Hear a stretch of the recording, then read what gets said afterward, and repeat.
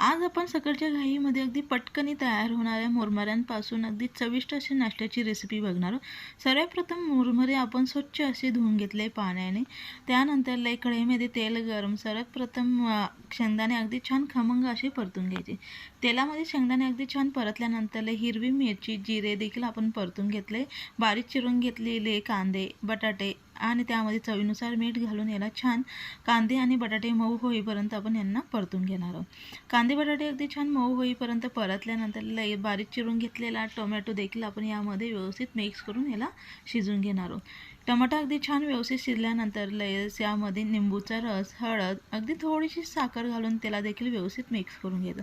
आता आपला मसाला अगदी छान तयार झाल्यानंतर भिजवून घेतलेले मुरमुरे यामध्ये टाकून त्याला देखील व्यवस्थित मिक्स करून मंद आचेवरती बारीक चिरून घेतलेली कोथिंबीर घालून बघू शकाल अगदी छान असे आपल्या चविष्ट मुरमुऱ्यांचा नाश्ता हा तयार आहे।